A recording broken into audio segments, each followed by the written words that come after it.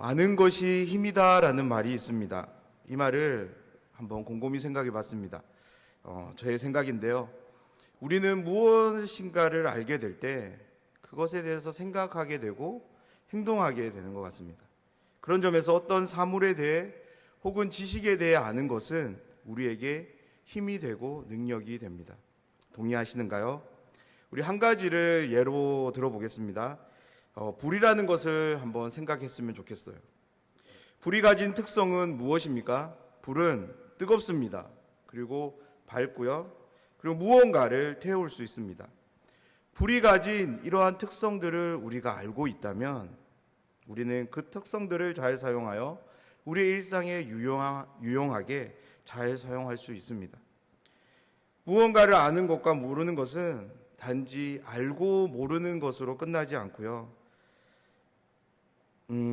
그것을 모름으로 인해서 해야 하는 것, 누릴 수 있는 것도 할 수 없게 되고 누릴 수 없는 결과가 우리에게 주어집니다. 어떤 지식을 배우고 익혀서 알게 되면 그 지식은 능력으로 우리와 함께합니다.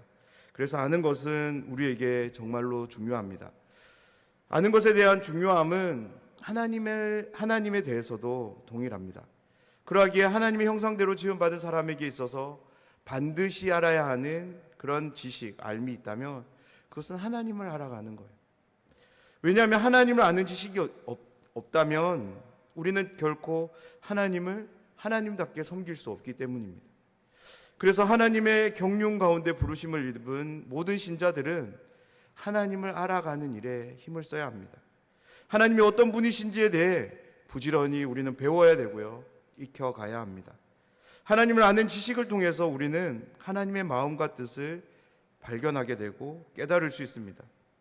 그런 발견과 깨달음은 우리로 하여금 하나님이 원하시는 삶을 살아가게 합니다. 하나님이 원하시는 것이 무엇인지를 알게 될 때 우리는 하나님이 인정하시는 바른 관계를 맺을 수 있습니다. 그래서 하나님과의 관계를 맺어가는 우리의 모든 행동들, 예배, 섬김, 순종, 헌신, 그리고 사랑함, 이 모든 것들은 하나님을 아는 지식과 굉장히 밀접한 관계가 있습니다. 다시 말해서 우리는 하나님을 아는 만큼 하나님을 예배할 수 있습니다. 하나님을 섬길 수 있고요. 그리고 헌신할 수 있습니다. 우리에게 있는 그 하나님을 아는 지식, 그 분량만큼 우리는 하나님께 순종할 수 있고 하나님의 사랑으로 나아갈 수 있습니다. 사랑하는 여러분, 여러분 안에 하나님을 지금보다 더 사랑하고 싶은 마음이 있으신가요? 더 온전히 순종하고 싶은데 잘 되지 않아 답답해 하시는 분이 계신가요? 그렇다면 지금보다 하나님을 아는 지식을 더해 가시기를 부탁드립니다. 더 온전한 예배를 드리길 원하십니까? 더 순전한 마음으로 하나님을 사랑하며 그분과 함께하는 삶을 원하십니까? 그러면 하나님을 아는 지식에서 더 자라가십시오. 하나님을 아는 지식, 그 지식을 통해 우리는 이전에 알지 못했던, 그래서 누리지 못했던 하나님의 그 풍성함을 받아 누리는 삶을 살아가게 될 줄 믿습니다. 하나님을 아는 지식은 그냥 지식으로 남아있는 것이 아니라 우리에게 힘이 되고요, 능력으로 함께합니다. 바로 하나님을 경험하게 하는 원동력으로 우리 안에 역사됩니다. 그렇다면 우리는 하나님을 아는 지식을 어떻게 쌓아갈 수 있을까요?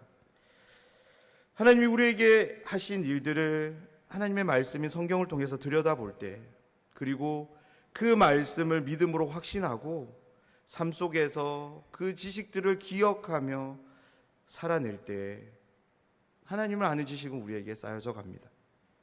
이것이 중요한데요. 말씀을 통해서 들여다봄이 있어야 되고요. 그 말씀을 믿음으로 확신해야 되고요. 그리고 우리의 실제적인 삶에서 그 말씀을 기억해내야 되고 그 말씀대로 삶을 살아내야 합니다. 오늘 바울 사도가 들려주는 말씀들에 우리 함께 귀를 기울였으면 하는데요. 바울은 그리스도인의 삶에 일어나는 세 가지 일들을 소개합니다. 그런데 이 일들은요, 모두 변화에 대한 이야기입니다. 새로운 무언가가 주어지는 것이 아니고요, 기존에 있었던 것에서 새롭게 변화되는 것을 우리에게 들려주는데요. 먼저 바울은 그리스도의 상태의 변화를 소개합니다. 그리고 그 상태의 변화를 통해서 그리스도인들에게는 마음, 가치관의 변화가 일어남을 이야기하고요. 마지막 세 번째로 이러한 변화들을 통해서 궁극적으로 그리스도인이 어떠한 삶을 소망하고 살아가야 되는지를 도전하며 오늘 말씀을 마무리하는데요. 이 변화가 우리에게 중요한 이유는요, 이 변화를 우리가 분명히 알 때 우리의 삶이 어떠해야 되는지 기준이 되고요, 규정해 주기 때문에 너무나도 중요한 말씀입니다. 사랑하는 여러분, 그리스도인에게 주어지는 이 일들, 이 변화들을 알지 못한다면 단순히 이 변화에 대한 지식을 모르는 것이 아니라, 그 지식이 없는 것이 아니라 그 변화를 통해서 누려야 되는 삶, 그 변화를 통해서 주어지는 그 하나님의 풍성함을 우리는 결코 얻지 못하게 될 것입니다. 오늘 말씀에서 바울이 전하는 그리스도인에게 주어진 변화, 그 변화들이 무엇인지를 여러분 꼭 기억하시기를 부탁드립니다. 그래서 그 변화를 통해 주어지는 그 삶을 저와 여러분이 살아가기를 간절히 소원합니다. 그리스도인의 삶에 주어진 변화 첫 번째를 바울은 이렇게 소개하는데요, 결코 정죄함이 없는 상태가 되었다라고 말씀합니다. 우리 함께 따라해 보실까요? 결코 정죄함이 없다. 결코 정죄함이 없다. 그리스도인에게 찾아온 첫 번째 변화는 하나님으로부터 향하던 정죄함이 사라졌다입니다. 우리 1절 말씀을 함께 한번 읽어보겠습니다. 그러므로 이제 그리스도 예수 안에 있는 자에게는 결코 정죄함이 없나니. 헬라어 성경은 한글 성경과는 조금 다르게 없나니라는 말로 시작돼요.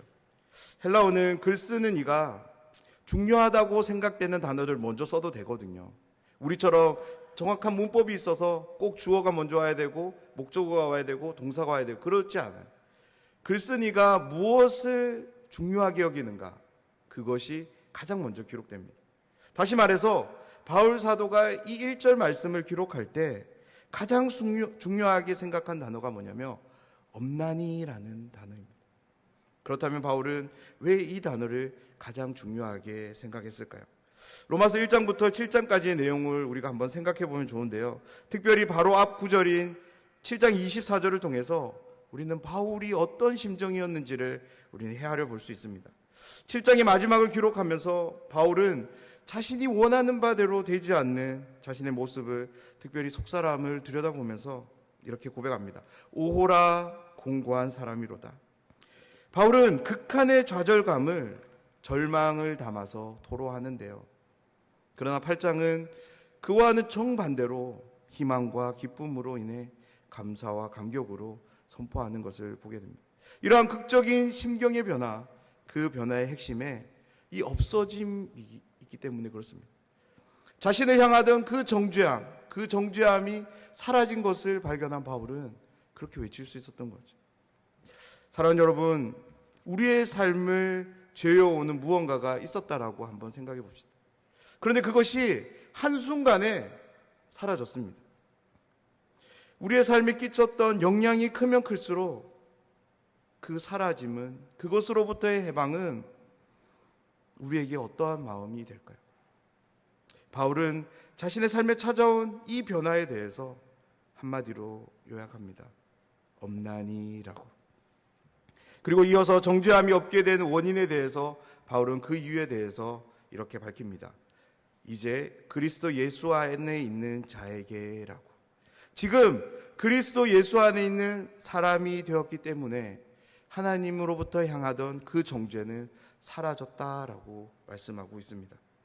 바울이 제시한 이 이유를 우리 한번 들여다보면 우리 두 가지를 볼 수 있는데요, 하나는 이제라는 시간이고요, 또 다른 하나는 그리스도 예수 안에서라는 장소입니다. 여기에 나오는 이제라는 시간은 바울이 로마서 1장부터 이야기해온 모든 내용들, 다시 말해서 예수님의 복음의 역사가 본격적으로 실현된 시간대를 말합니다. 그때가 언제냐면 이제라는 거예요. 지금이라고 하는 거예요. 다시 말해서 예수님이 펼치신 구원의 사역, 십자가의 죽으심과 부활을 통해서 주어지는 그 구원이 본격적으로 역사되는 시간이 지금이라는 거예요. 다음으로 그리스도 예수 안에서라는 장소는 어떤 실제적인 장소를 이야기하는 하기보다는 그리스도인들은 믿음을 통해 예수님의 죽으심과 부활하심에 연합되게 됩니다. 그런 연합됨을 통해서 의롭게 되고요. 그런 의를 통하여서 하나님과 화목을 이루게 됩니다. 이제는 홀로 살아가는 사람들이 아니라 예수님과 더불어 함께 먹고 함께 살아가는 사람들입니다. 그리스도인에게 주어지는 이 모든 일들이 어디에서 경험되냐면 바로 예수 안에서, 그리스도 예수 안에서 경험되기에 바울은 그러한 장소로 예수 그리스도 안에서라는 말로 사용하고 있습니다. 하나님이 우리에게 베푸시는 구원은 오직 예수님 안에서만 경험되는 줄 믿습니다. 그래서 예수님 안에 있다는 것은 그냥 가만히 머물러 있는 그런 장소가 아닙니다. 하나님이 주신 믿음의 역사가 왕성하게 역사되는 장소고요. 하나님의 용서를 통한 화해가 일어나는 장소고요. 나를 부인하고 예수님의 십자가를 짊어지는 장소입니다. 그리고 하나님께 영광을 돌리며 하나님을 예배하고 사랑하며 하나님의 자녀로 자라가는 장소, 그것이 바로 그리스도 예수 안에서입니다. 2절에서 바울은 그리스도 예수 안에 있는 자에게 왜 정죄함이 없는지 구체적인 근거를 제시하는데요. 2절 말씀입니다. 이는 그리스도 예수 안에 있는 생명의 성령의 법이 죄와 사망의 법에서 너를 해방하였음이라. 헬라어 성경은 한글 성경에는 기록되어 있지 않지만 왜냐하면이라는 말로 시작됩니다. 그리스도 예수 안에 있는 자에게는 정죄함이 없는데 왜냐하면 성령 하나님이 해방시켰기 때문이다라는 말씀입니다. 우리 2절 말씀을 다시 한번 보겠습니다. 해방받은 대상을 누구로 기록하고 있습니까? 2인칭 단수인 너라는 말로 기록되어져 있습니다. 다른 누군가가 아니라 너가 해방되었다라고 말씀하고 있습니다. 사랑하는 여러분, 바울이 쓴 로마서, 이 로마서를 로마의 그리스도인들이 받아 읽게 되었을 때 로마서를 통해 다시금 하나님, 예수님 그리고 성령님, 이 삼위 하나님께서 자신들의 구원을 위해서 어떤 일들을 하셨는지를 그들은 다시 되돌아보는 시간들을 가졌을 것입니다. 그렇게 쭉 읽어오면서 8장 2절에서 그들은 이 말씀 앞에서 감격했을 거예요. 왜냐하면 삼위 하나님의 그 합작품인 구원, 그 구원이 바로 나에게 주어지고 있기 때문에 그렇습니다. 그리스도 예수 안에 계신 여러분, 하나님께서 여러분을 죄와 사망의 법에서 해방하셨습니다. 할렐루야. 하나님의 해방의 선언이 바로 나를 향하고 있습니다. 사랑하는 여러분, 우리는 해방된 자들입니다. 성령 하나님께서 우리에게 향하고 있는 모든 정죄를 해방시키셨습니다. 죄와 사망의 법에서 우리는 해방되었습니다. 바울은 6장과 7장에서 죄의 영향력 아래 살아가는 그런 사람의 상태를 종노릇이라는 단어를 사용해서 표현합니다. 바울은 2장에서 해방이라는 이 말을 통해서, 이 단어를 통해서 죄의 영향력을 통해 종노릇하며 살아가는 그 사람들을 해방을 시켜주고 있는 거죠. 그래서 해방이라는 이 단어는 종노릇이 완전히 해결됨을 뜻하는 단어입니다. 그리고 성령 하나님은 한 가지 일을 더 하시는데요. 해방된 그들에게 생명을 주십니다. 그래서 2절에 보면 그냥 성령 하나님 앞에 생명이라는 단어가 붙어요. 왜 그렇습니까? 죄와 사망이라는 법, 그 권세 아래서 모든 사람들은 하나님의 목적을 상실했습니다. 그래서 그들은 어떻게 살아가야 될지 방향을 상실했습니다. 그렇게 유리방황하던 인생들, 그들을 구원하신 후 하나님은 그들에게 생명을 부여하십니다. 이 생명은 하나님을 향할 수 있도록 만드는 근원입니다. 이제 신자들은 성령으로부터 받은 그 생명을 통해서 하나님을 생각할 수 있게 되었고요. 하나님께 나아갈 수 있게 되었고요. 더 근본적으로 하나님을 사랑하며 하나님과 교제할 수 있게 된 것입니다. 신자들은 이제 하나님으로부터 주어지는 모든 은혜와 그런 복들에 대해서 반응할 수 있게 된 거죠. 무엇으로 인해서요? 성령 하나님으로부터 주어진 그 생명을 통해서 이 모든 일들이 일어났습니다. 다음 3절과 4절은 앞의 말씀을 더 구체적으로 설명해 주는 말씀인데요. 3절과 4절 말씀을 제가 읽어드리겠습니다. 율법이 육신으로 말미암아 연약하여 할 수 없는 그것을 하나님은 하시나니 곧 죄로 말미암아 자기 아들을 죄 있는 육신의 모양으로 보내어 육신의 죄를 정하사 육신을 따르지 않고 그 영을 따라 행하는 우리에게 율법의 요구가 이루어지게 하려 하심이니라. 아멘. 3절 4절은 그리스도인에게 일어난 변화에 대해서 구체적으로 말합니다. 3절과 4절에서 두 가지를 함께 살펴보려고 하는데요. 먼저는 하나님이 하신 일이고요. 또 다른 하나는 그 일이 구체적으로 어떻게 이루어졌는가입니다. 먼저 하나님이 하신 일인데요. 3절에서 율법이 육신으로 말미암아 연약하여 할 수 없는 그것을 하나님이 하셨다라고 말씀합니다. 사람은 하나님께 죄를 짓는 경향이 있습니다. 타락한 본성이 그렇게 만드는 것인데요. 바울은 이것을 연약함이라는 말로 표현합니다. 하나님께 범죄한 사람들에게 주어진 결과는 사망이었는데요. 율법은 죄로 인하여 주어진 이 사망으로부터 한 사람도 자유롭게 할 수 없었던 것입니다. 오히려 율법은 모든 사람들에게 죄를 더욱더 가중시킬 뿐 결단코 자유롭게 할 수 없었습니다. 하지만 하나님은 이 율법이 하지 못한 일을 이루셨는데요.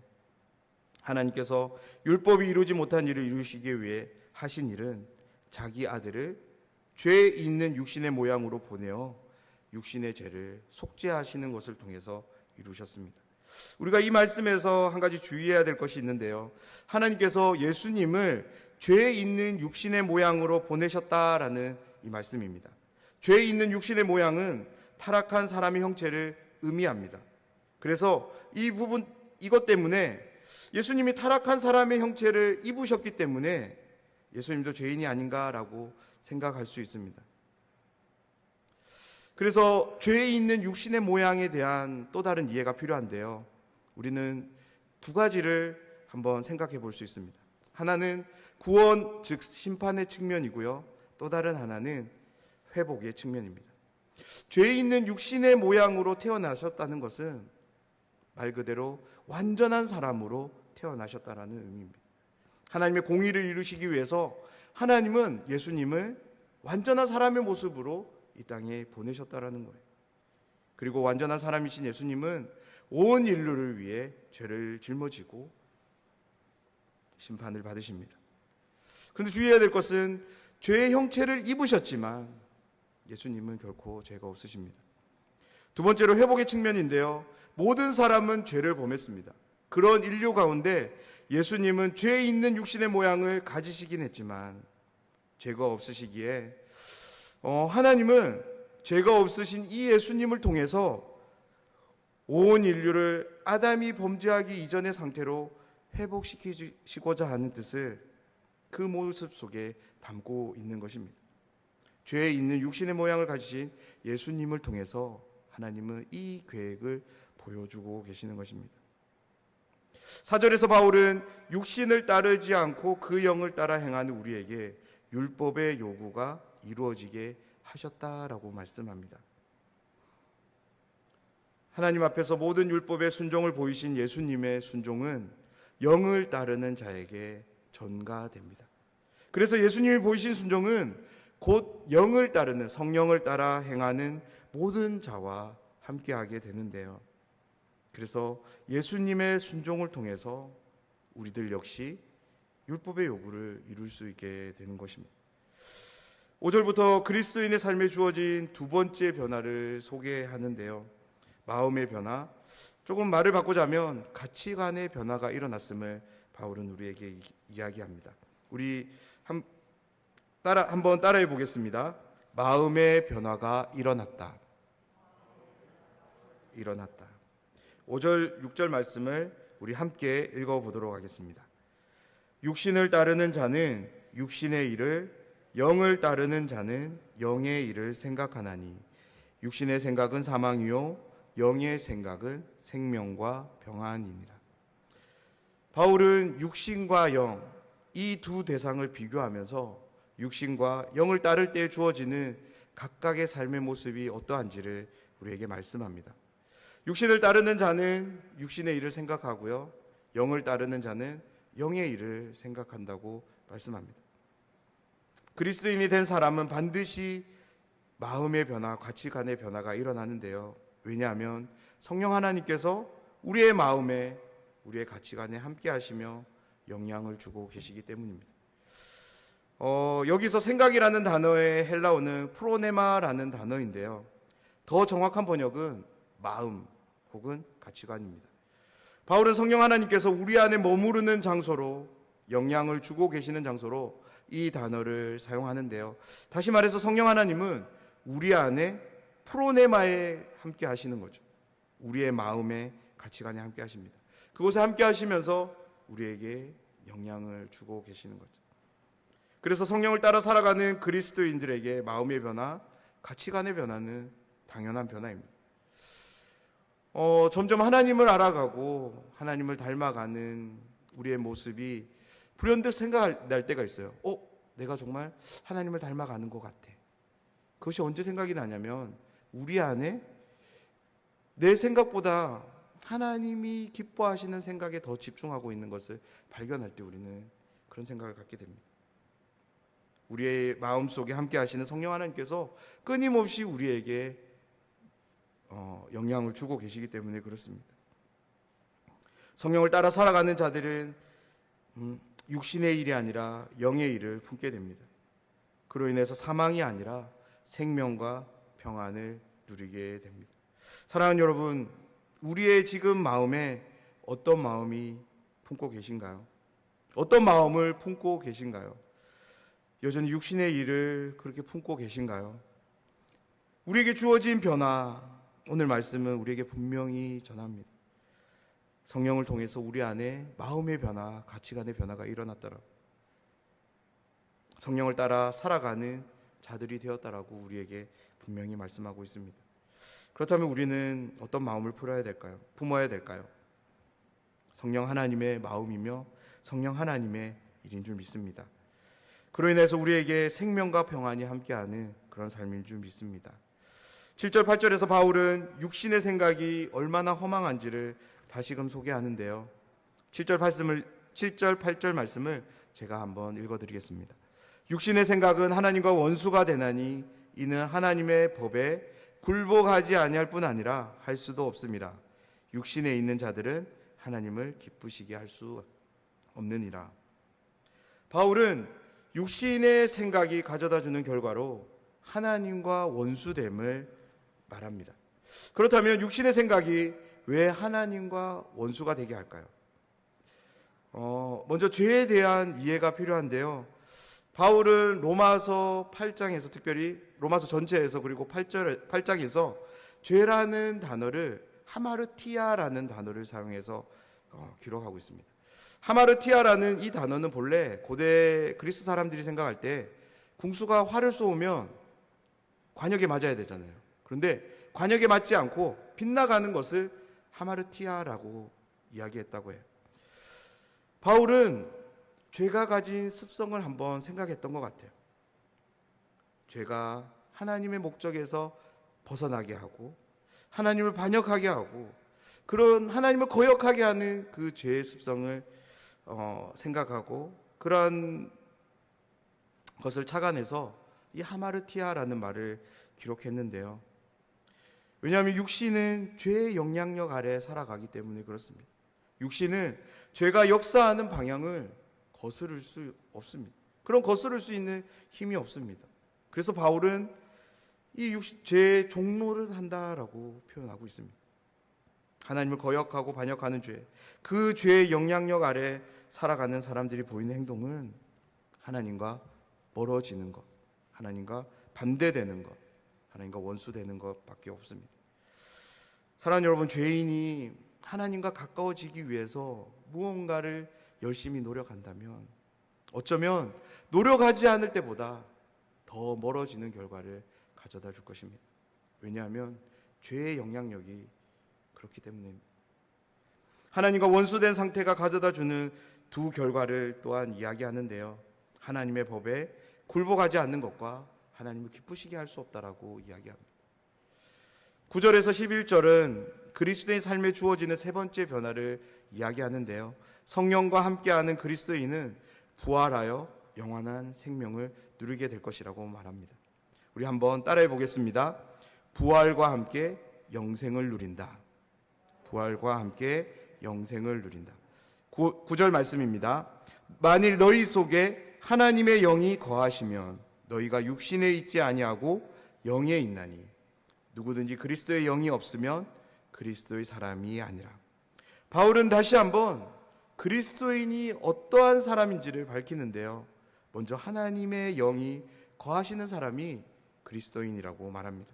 그로 인해 성령 안에 있게 된 사람, 그 사람이 그리스도인이라고 규정하고 있습니다. 사랑하는 여러분, 여러분은 그리스도인입니까? 그렇다면 이 말씀에 근거해서 우리가 한번 생각해 보면 좋겠습니다. 내 안에 지금 하나님의 영, 성령이 함께 하십니까? 그것을 믿으시나요? 그로 인해서 내가 성령 하나님의 통치와 다스림을 받고 계신가요? 그렇다면 나는 그리스도인입니다. 제 아무리 하나님의 사랑을 실천하고 있고 수많은 말로 방언을 말하고 능력과 이적을 행한다 할지라도 그리스도의 영이 없다면 그리스도의 사람이 아닙니다. 그리스도인이 될 수 없습니다. 제가 지금 드리는 이 말이 조금 이상하게 들리시나요? 그렇지 않습니다. 그리스도의 영, 성령이 없어도 하나님의 사랑을 실천할 수 있고요. 방언도 말할 수 있고요. 이적과 기적도 능력도 발휘할 수 있습니다. 사랑하는 여러분, 그리스도인의 정체성은 우리의 외모로 드러나는 것으로 규정되지 않습니다. 우리의 내면에 성령이 함께 하느냐 안 하느냐, 내가 성령과 함께하는 그 삶을 살고 있느냐 아니냐, 그것이 우리를 그리스도인 되게 한다는 것입니다. 10절은 그리스도인에게 주어지는 삶이 어떤 삶인지를 구체적으로 이야기하는데요. 10절 말씀을 읽어드리겠습니다. 또 그리스도께서 너희 안에 계시면 몸은 죄로 말미암아 죽은 것이나 영은 의로 말미암아 살아있는 것이니라. 아멘. 바울은 안에 거하시는 그리스도로 인해 주어지는 두 가지 삶을 우리에게 소개합니다. 몸은 죄로 인하여 죽게 될 것이고 성령을 통해서 의로 말미암아 살게 될 것이라고 이야기합니다. 그리고 그리스도께서 너희 안에 계시면이라는 말씀을 우리가 볼 수 있는데요. 우리는 이 부분을 가정문처럼 우리는 생각할 수 있어요. 그리스도께서 너희 안에 계실 수도 있고 계시지 않을 수도 있는데 만약 계신다면 이라는 말로 우리는 생각할 수도 있는데요. 이 부분은 이런 가정을 담는 이야기가 아닙니다. 바울은 뒷부분에 있는 것을 강조하기 위해서 조건을 나타내는 말로 이렇게 기록하고 있습니다. 그리스도께서 너희 안에 있으면 이 뒤에 있는 이 모든 일들이 너에게 주어진다라는 것을 강조하기 위해서 이렇게 표현하고 있습니다. 10절 뒷부분에 영은 의로 말미암아 살아있는 것이라는 말씀이 나오는데요. 여기에 나오는 영은 그리스도인이 가지고 있는 그 영을 말하는 것이 아니라 성령 하나님을 가리킵니다. 왜냐하면 로마서 8장 전체에서 푸뉴마라는 이 단어에 대해서 바울은 성령에 대해 이야기하고 있기 때문에 그런데요. 그래서 이 구절의 의미가 조금 불분명하게 어색하게 해석되기는 하지만 성령 하나님께서 신자들에게 의로운 삶을 살 수 있도록 그렇게 능력을 부여해 준다는 그런 의미가 아니라 성령을 통해 그리스도인이 죽거나 죽지 않고 그 부활을 통해서 이후에 주어지는 그 영생을 통해서 계속적으로 살아가게 될 것을 소망으로 이야기하고 있는 말씀입니다. 11절 말씀을 우리 다 함께 읽어보도록 하겠습니다. 11절 말씀입니다. 예수를 죽은 자 가운데서 살리신 이의 영이 너희 안에 거하시면 그리스도 예수를 죽은 자 가운데서 살리신 이가 너희 안에 거하시는 그의 영으로 말미암아 너희 죽을 몸도 살리시리라. 아멘. 하나님의 영, 성령이 함께하는 사람에게 하나님은 새로운 삶을 주시는데요. 이 새로운 삶은 육신의 삶에서는 도저히 꿈꿀 수 없는 삶입니다. 왜냐하면 다시 살아나는 삶이기 때문입니다. 육신의 삶에서 죽음은 마지막입니다. 다음이 없습니다. 그런데 성령과 함께하는 사람들, 그리스도인의 죽음은 마지막이 아닙니다. 부활을 덧입는 영광스러운 뒤가 있습니다. 사랑하는 여러분, 우리의 육신은 언젠가 때가 되면 죽음을 맞이하게 됩니다. 물론 불신자의 부활도 있습니다. 그런데 우리가 이 모든 것들에 대해서 조금 더 낙심할 이유가 없는데요. 왜냐하면 우리 안에 성령 하나님께서 함께 하시며 하나님은 우리 안에 계신 그 성령을 통해서 우리를 다시 살아나게 할 것이라고 약속하고 계시기 때문입니다. 너희 안에 거하시는 그의 영으로 말미암아 너희 죽을 몸도 살리시리라 라고 분명하게 약속해 주고 계시기 때문입니다. 성령 하나님이 함께하는 그리스도인은 죽음으로 끝이 나지 않습니다. 어쩌면 그 죽음을 통과해야만 그리스도인은 그리스도인다운 삶을 본격적으로 살아갈 수 있는 것 같습니다. 왜냐하면 죽음 이후 우리들은 영화롭게 될 것입니다. 모든 죄로부터 우리는 해방될 것이고요. 무엇보다 하나님의 환영을 받으며 우리는 하나님 나라에 들어가 하나님을 영원토록 즐거워하며 그분을 섬기며 예배하게 될 것이기 때문에 그렇습니다. 로마서 8장 1절에서 11절 말씀을 통해 우리는 그리스도인의 삶에 주어지는 세 가지 변화들에 대해서 함께 이야기를 나눴습니다. 오늘 함께 나눈 이 말씀이 하나님을 아는 지식으로 우리의 마음에 새겨지기를 소원합니다. 사랑하는 여러분, 우리는 죄와 사망으로부터 해방된 사람들입니다. 우리는 죄를 따를 육신의 마음이 아닌 생명과 평안을 선사하시는 성령의 마음을 품고 살아가는 사람들입니다. 우리에게 죽음은 결코 두려움의 대상이 아니라 장차 영화롭게 되어 하늘 아버지 하나님을 영접하는 그 영광을 얻게 되는 그런 관문에 불과합니다. 그래서 우리는 죽음 앞에서도 당당할 수 있는 사람들입니다. 왜냐하면 우리는 그리스도인이기 때문입니다. 우리 안에 함께 하시는 그 성령으로 인하여서 이 모든 일들이 우리에게 주어지는 줄 믿습니다. 말씀을 준비하면서 저는 하나님이 우리에게 성경을 주신 것에 대해서 한번 생각해 보았습니다. 하나님은 왜 우리에게 성경을 주셨을까요? 부지런히 읽고 하나님을 더욱 알아가라고 우리에게 주셨음을 믿습니다. 성경을 가까이 하는 우리가 되면 좋겠습니다. 그렇게 가까이 하는 모든 분들에게 하나님은 지혜와 은혜로 함께해 주실 줄 믿습니다. 그래서 날마다 하나님을 아는 지식들을 채워가게 하시고 그로 인해 하나님과의 바른 관계를 맺게 하시고 그 관계를 통해 우리의 매일의 삶이 하나님으로 인한 풍성함이 함께하는 삶이 되면 좋겠습니다. 하나님을 아는 것이 우리의 힘인 줄 믿습니다. 함께 기도하겠습니다.